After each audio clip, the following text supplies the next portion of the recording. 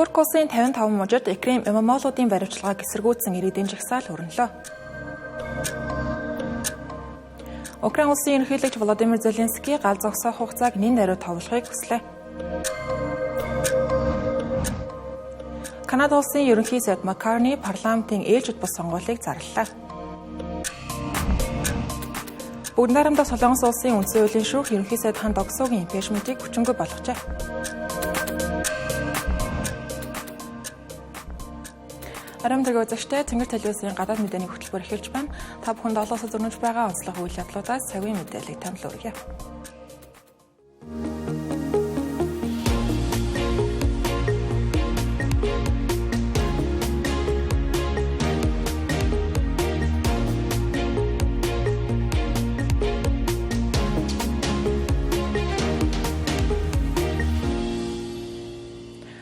Турк улс дахь жагсаалтай холбоотой цагийн мэдээлэлээс хүргэе. 2013 оноос хойш буюу сүүлийн 12 жилийн хугацаанд Турк улсад болсон хамгийн том эсэргүүцлийн хөдөлгөөнд энэхүү жагсаалт тооцогдож байгаа.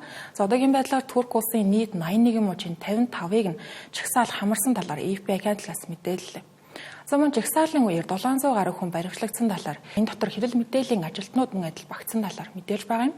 Туркийн одоогийн ерөнхийлөгч Режеп Тайип Эрдоганы хувьд улс төрийн гол өрсөлдөгч нарын нэг гэгддэг Стамбул хотын дарга Экрем Имамоглуг авилгын хэрэгээр баривчилсны дараа олон 10,000 иргэд ийхүү цуглаж эсэргүүцлийн жагсаал өрнүүлж байгаа юм.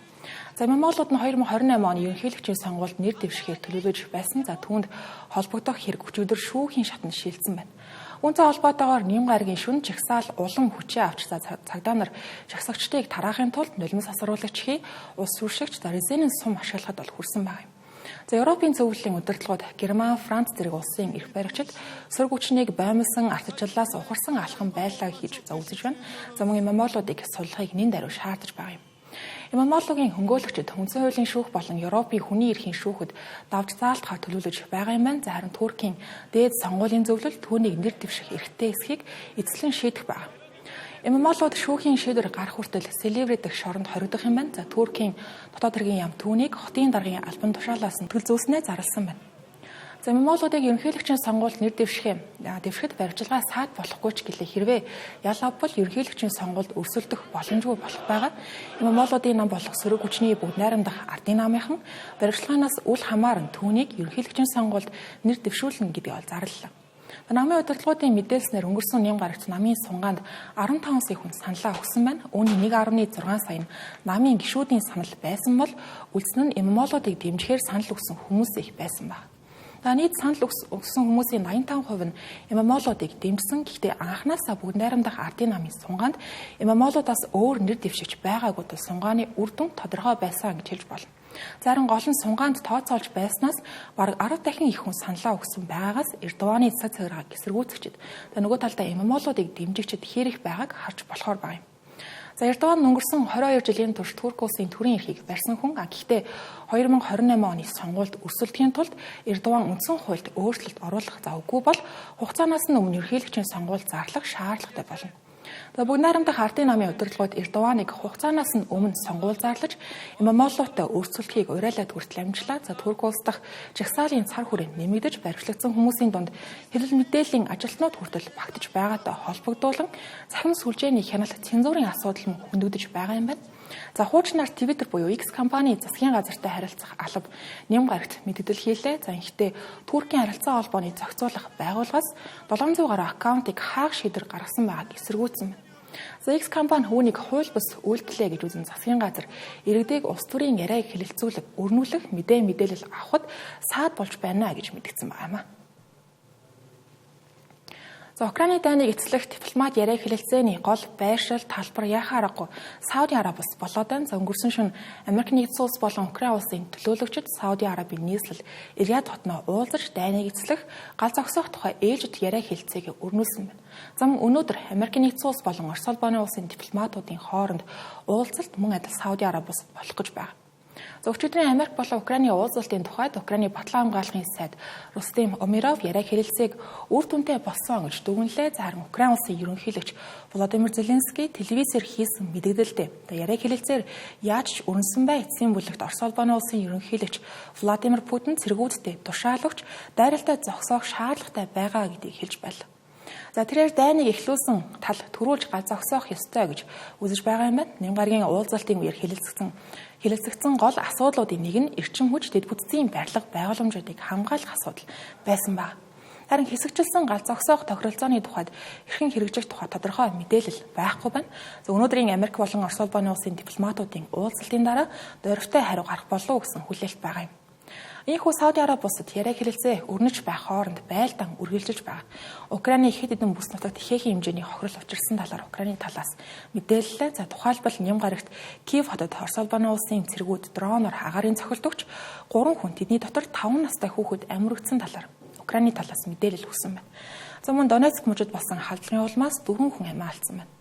Украины агарын хүчний мэдээлж байгаагаар Орос улбаны улс нэг шөнийн дотор 147 дрон харавсан, үүнээс 97-г нь зогсоож чадсан бол 25 нь байндаа хүрэлгүй эзгүй газар унсан байгаа юм. Нөгөө талд Орос улбаны улсын батлан хамгаалах яамнаас мэдээлснээр Украины 59 дроныг хагаар тусгаж чадсан юм байна. За Украины улсын ерөнхийлөгч Володимир Зеленский хэлж байгаагаар зөвхөн өнгөрсөн 7 хоногт гэхэд Орос улбаны улсын айрам байлдаанд 1580 гаруй удирдлагатай тесрэх бөмбөг, 1100 орчим дрон, 15 пуужинг дайралтанд ашигласан юм байна. Энэ гал зогсоох хэлэлцээр байгууллагаас урьдчилж Орос улбаны улсын айрам эзэлсэн газар нутгийнхаа хэмжээг тэлэхээр байлдааны эрчийг инхүү нэмэгдүүлж байна гэж олон улсын шинжээч ажиглагч нар нөхцөл байдлыг дүгнэж байгаа юм. Байлдаан инхүү эрчтэй өрнөж байгаа ийм үед Америк нэгдсэн улсын ерөнхийлөгч Дональд Трамп нөхцөл байдал хяналтанд байгаа гэж мэдээлсэн байгаа нь бодит байдалтай төдийлөн нийцээгүй мэдээлэл гэж хэлж болохоор байна. Тэрээр өнгөрсөн 7 хоногт ерөнхийлөгч Зеленский болон ерөнхийлөгч Владимир Путин нартай тус бүртээ утсаар ярьж хэлэлцээ хийсэн байгаа. Үр дүнд нь Орос улбаны улсын талаас 30 хоногийн хугацаанд Украины эрчим хүчний байгууламжууд руу халдахгүй байхыг зөвшөөрсөн. Үүнийг нь Украины талаас хүлээн авсан. Гэсэн хэдий ч талууд одоо хүртэл гал зогсоогоогүй хэвээр байгаа юм. Кремлийн хэвлэлийн төлөөлөгч Дмитрий Песков хэлэлцээний ердөө эхний үе шат үргэлжилж байгаа гал зогсоох хэлэлцээрийг хэрхэн хэрэгжүүлэх тухайд тодруулах ярилцах шаардлагатай олон зүйлс байна гэх тайлбарыг өгсөн байгаа юм а. Канада улсын шинэ ерөнхий сайд Маккарни парламентын ээлжид бус сонгуульд зарлалаа. Сонгуул 4-р сарын 28-ны өдөр болох юм байна. Өнөөдрөөс эхлэн сонгуулийн кампанит ажил ердөө 5-7 хоног үргэлжилнэ гэсэн.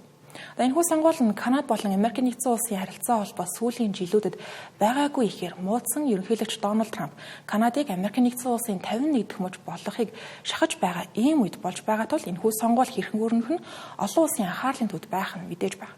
Маккарни өнгөрсөн 7 хоногт Жастин Трюдог огцорсны дараа Канада улсын дараагийн шинэхэн ерөнхий сайдаар томилогдсон. Тэрээр сонгуульд сөрөг хүчний консерватив намын удирдагч Пьер Паулевтэй өрсөлдөх шаардлагатай болох юм. Консервативд 2023 оны дунд үеэс санал асуулгуудад тэргүүлж байсан ч гэлээ сүүлийн үеийн санал асуулгуудаар энэ хоёр нам тэнцүү өрсөлдөж байгаа юм байна.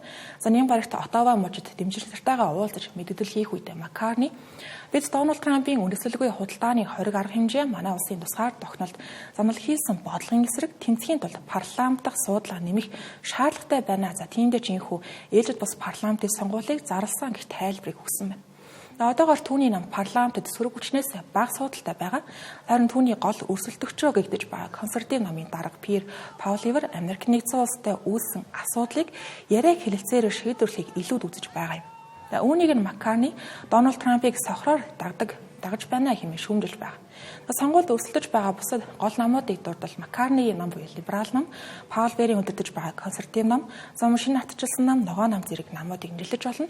Сонгуулийн үеэр яригдах гол асуудлуудын нэг нь яхаа аргагүй Америк нэгдсэн улстай харилцаа холбоо. Тэр дундаа Дональд Трампын Канада улсад ноогдуулсан өндөр татварууд байх нь мэдээж. Америк нэгдсэн улс нь 3 дугаар сарын 12-наас эхлэн Канадын хөнгөн цагаан гангийн импортоос 25% галийн тарифыг авч эхэлсэн.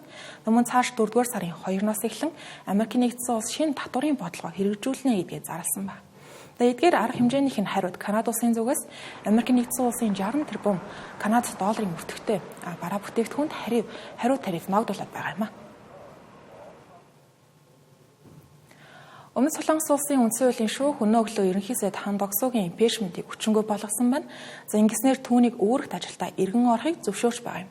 За гэхдээ ерөнхийдөө Инсекёлийн импичментийн асуудлаар бол хараахан шийдвэр гараагүй байна. За Инсекёл өнгөрсөн оны 12 дугаар сарын 3-ны өдөр цэргийн дэглэм тогтоосон улс төрийн томоохон хямралыг үүсгэж байна. Улмаар парламент түүнийг огцруулахаар санал хурааж парламент импичментийг бол онлогын саналаар дэмжсэн. Улмаар ханд огсоо үүрэг гүйцэтгэгч ерөнхийлөгчийн үүргийг хүлээж авсан боловч 12 дугаар сарын 27-ны өдөр парламент түүнийг ч мөн адил импичмент хийж оронд нь сангийн сайд Ча Саммогийг төрх хугацаанд төрийн тэргүүний үүрэг гүйцэтгэгчээр томилсон байна. Эдгээр удаа дараагийн импичментүүд нь Өмнөд Солонгосын улс төрийн хуваагдлыг гүнзгийрүүлж улс орны дипломат болон эдийн засгийн доктортой байдалд сөргөөр нөлөөлж байгаа юм. 12 дугаар сарын 27-нд парламент ханд огсоог импичмент хийхдээ 12 дугаар сарын 3-ны өдрийн онц байтал зарлагдсан хэрэгт тусалсан сад хийгээгүй гэх үндэслэлээр буруутгаж импичмент зарласан байдаг. Гэвч үндсэн хуулийн шүүхийн 8 шүүгчийн 7 нь ханд огсоог огцруулах шалтгаан хангалттай хууль зүйн үндэслэлтэй биш байна гэж үзсэн учраас түүний импичментийг хүчингүй болгосон байна. Импичмент туслагсны дараа ханд огсоо сэтгүүлчдэд хандан улс орны эдийн засаг олон улсын худалдааны асуудалд түлхүү анхаарч ажиллагаа мэдгдсэн байна. Мөн ард иргэдэд хандан эв нэгдэлтэй байх нь чухал, баруун зүүн гэж хуваагдах биш, улс орныхоо хүчил дэвшилт нэгдмэл байдлаар анхаарах ёстой гэж уриалсан байна. Одоо үндсэн хуулийн шүүх Инсекёлийн импичментийн асуудлаар шийдвэр нэн даруй гаргах шаардлагатай байна. Хэрвээ шүүх Инсекёлыг буруутай гэж үзвэл Өмнөд Солонгос улсад шинэ ерөнхийлөгчийн сонгуул болох байгаа. Харин шүүх импичментийг хүчингүй болговол Инсекёл ерөнхийлөгчийн албан тушаалтаа эргэн ирж бүрэн ирэхэд дахин хэрэгжүүлэх боломжтой болно. Гэхдээ Инсекёл нь цэргийн дэглэм тогтоосонтойгоо холбоотойгоор бослого зохион байгуулсан төрийн эрэлт хийхийг завдсан гэх үндэслэлүүдээр эрүүгийн эрхтэн холбогдоод байгаа. Хэрвээ буруутай тогтоогдвол цаазын ял эсвэл бүх насаараа хоригдох ял авах өндөр магадлалтай. Сөүл хотын шүүх энэ сарын 8-ны өдөр түүнийг шүүх ажиллагаа дуусах хүртэл суллах шийдвэр гаргасан. Үүнтэй холбогдуулан түүнийг дэмжигчд болон эсэргүүцэгчдийн чагсаалын цар хүрээ огцом нэмэгдээд байгаа юм. Түүнийг парламент импичмент хийх үед улс даяар түүнийг албан тушаалаас нь даруй огцруулахыг шаардсан чагсаалууд өрнөж байсан бол сүүлийн үеийн санал асуулгуудаас харахад түүний дэмжигчдийн тооч мөн адил хурдтай өсөж байгаа юм. Эдгээр үйл явдлуудтай зэрэгцэн парламент өнгөрсөн баасан гарагт ерөнхийлөгчийн үүрэг гүйцэтгэж байсан сангийн яамны сайд Ча Саммогийг импичмент хийх уриалга гаргасан байна. Хятад улсын ерөнхий сайд Ли Цзян нэм гарагт Бээшин хотноо болсон бизнесийн форум дээр улс орнуудыг ганцаар урагшлах бус олон улсад ижил тэгш өргөөжөө өгсөн хамтын ажиллагааг эрхэмлэхийг уриалсан байна. Мөн Америк нэгдсэн улсын шинэ тарифын бодлогын хариуд дэлхийн эдийн засгийн докторгүй тодорхой бус байдлыг даван туулахын тулд улс орнууд гадаад худалдааны бодлогоо нээлттэй байлгах шаардлагатайг онцоллоо. Форумд Америк нэгдсэн улсын бүгд найрамдах намын сенатор Стив Дейнс оролцсон байна. Мөн олон улсын томоохон компаниудын гүйцэтгэх захирлууд ч мөн оролцсон байна. Үүнд Apple компани гүйцэтгэх захирал Tim Cook, Qualcomm-ийн гүйцэтгэх захирал Кристина Амон, AstraZeneca-гийн гүйцэтгэх захирал Паскал Сорьот, Сауди Арабын Aramco компани гүйцэтгэх захирал Амир Насер зэрэг хүмүүсийг дурдж болохоор байна. Эдгээр хүмүүсийн зарим нь энэ баасан гарагт Хятад улсын дарга Ши Жинпинтэй уулзах төлөвтэй байгаа талаар их сурвалжууд Reuters агентлагт мэдээллээ. Хятад улсын их баригчид сүүлийн үед гадаадын хөрөнгө оруулалтыг нэмэгдүүлэх, дотоодын хэрэглээг дэмжих, ингэснээр Америк нэгдсэн улсын шинэ тарифын эсрэг сөрөг нөлөөх бууруулахыг ол зорж байгаа юм. Энэ жилийн хуралд Америк нэгдсэн улсын гүйцэтгэх захирлуудын оролцоо өнгөрсөн жилдээ харьцуулахад цөөрсөн байна. Энэ нөрөө Бээшин болон Вашингтоны хоорондын геополитикийн хурцлал байдлаас үүдэлтэй гэж олон улсын шинжээчнэр дүгнэж байна. Нэм барагт Лисиан сенатор Стив Дейнс болон Америк нэгдсэн улсын 7 компани гүйцэтгэх захирлуудтай тусгайлан уулзалт хийсэн байна. Америк нэгдсэн улсын ерөнхийлөгч Дональд Трампыг 1-р сард албан тушаалаа авснаас хойш Хятад улсад айлчилсан анхны Америкийн улс төрчин ийхүү Стив Дейнс болж байгаа юм. Тэрээр нэм гарагт Хятадын дэд ерөнхий сайд Хай Лифэнтэй уулзсан байна. Дональд Трамп ирэх 4-р сарын 2-оос эхлэн шинэ тарифын арга хэмжээнүүдэд танилцуулна. Үүнд нь Хятад улс орсон байх магадaltaй байна. Дональд Трамп энэ сарын ихээр Хятадын экспортоос 20% тариф авахаар болсон байгаа. Улмаар Бээжингийн зүгээс хариу арга хэмжээ авч Америкийн хөдөө аж ахуйн бүтээгдэхүүнд нэмэлт татвар ногдуулсан байна. Хятад улсын хувьд технологийн салбарыг дэмжиж хэрэгцээгээ дотоодоос бүрэн хангах бодлогоо өргөжүүлнэ гэсэн энэ жилд ийм зорилтыг тавьсан байгаа. Технологийн салбар дахь өрсөлдөөн нөр Америк болон Хятадын харилцаанд тулгамддаг олон асуудлуудыг нэг яах аргагүй мөн. Сүүлийн хэдэн 7 хоногт Хятадын худалдааны яам, Бразилийн уулуурхайн компани болох Vail, Америк нэгдсэн улсын Airbus, PepsiCo, Procter & Gamble зэрэг компаниудын удирдлагуудтай тусгайлан уулзалтууд хийсэн байна. Эдгээр уулзалтуудын өмнөхөн Хятадын гадаадын шууд хөрөнгө оруулалт 2008 оны дэлхийн санхүүгийн хямралаас хойш хугацаанд хамгийн өндөр уналтаа харуулсан талаар статистик мэдээлэл гарсан байгаа лээ. Цэнгэр телевизийн гадаад мэдээний хөтөлбөр үргэлжилж байна. Хөтөлбөрийн хэсэгт бид зарим мэдээллийг товчоор хүргүүлнэ. Папа Францис 5-7 хоног эмнэлэгт хэвтэн эмчилүүлсний дараа 3 дугаар сарын 23-нд эмнэлгээс гарлаа. Тэрээр эмнэлгээс гарах үедээ эмнэлгийн гадна цугларсан хүмүүст талархлаа илэрхийлж мэндчилгээ төвшүүлсэн байна. Папа Ламыг тэрэгэн цэртээ гарч ирэхэд 600 орчим хүн түүний дотор Ромын хотын дарга Роберто Гуальтерид байлцжээ. Дараа нь тэрээр Ватиканд буцахаас өмнө Гигэн Мариагийн сүмд зочилж цэцгийн баглаа өргөсөн байна. Дотоодын хэвлэлүүдийн авсан бичлэгт түүнийг автомашинд сууж байхдаа хүчил төрөгчийн хоол ашиглаж байгаа нь харагджээ. Япон бүгд найрамдах Солонгос улс бүгд найрамдах Хятад ард улсын гадаад хэргийн сайд нар бүс нутгийн хамтын ажиллагааг өргөжүүлэх зорилгоор 3 талд уулзалт хийлээ. Талууд хүн амын хөгшрөлт, байгалийн гамшиг, ногоон эдийн засгийн чиглэлээр хамтран ажиллахаар тохиролцсон байна. Японы гадаад хэргийн сайд Такеши Ивая 3 улсын удирдагчдын дээд хэмжээний уулзалтыг энэ онд зохион байгуулахаар ажиллаж байгаагаа мэдгдлээ. Газын зурвас Израиль Хамасын мөргөлдөөний улмаас амиа алдсан палестинчуудын тоо 50,000 хүрлээ. Газын зурвасын эрүүл мэндийн яамны мэдээлснээр хохирогчдын дийлэнх нь эмэгтэйчүүд болон хүүхдүүд байгаа гэлээ. Өнгөрсөн 7 хоногт Израиль 2 сарын турш үргэлжилсэн гал зогсоох гэрээг цуцалж, агарын болон хуурай замын байлдааны ажиллагаагаа эрчимжүүлсний улмаас хохирогчдын тоо инхүү өссөн байна. Бүгд найрамдах Солонгос улсын өмнөд бүс нутагт гарсан ойн төмөр 8700 га талбайг хамарчээ. Гал төмрийн улмаас 4 хүн амиа олж 6 хүн шархагдсан байна. Гал төмрийн хүрээ нэмэгдэж байгаагийн улмаас 1500 гаруй хүнийг нүүлгэн шилжүүлэх шаардлагатай болжээ. 6000 гаруй гал сөнөөгч 107 нисдэг тэргийг гал төмрийг унтраах ажилд дайчилсан талаар орон нутгийн удирдлагууд мэдээлж байна. Гал төмөр хуурай салхитай цаг агаарын нөхцөл байдлаас шалтгаалan хуудастай тархаж байгаажээ. Цэнгэр телевиз гадаад мэдээгээ та бүхэнд хүргэлээ. Анхаарлаа хандуулсан баярлалаа.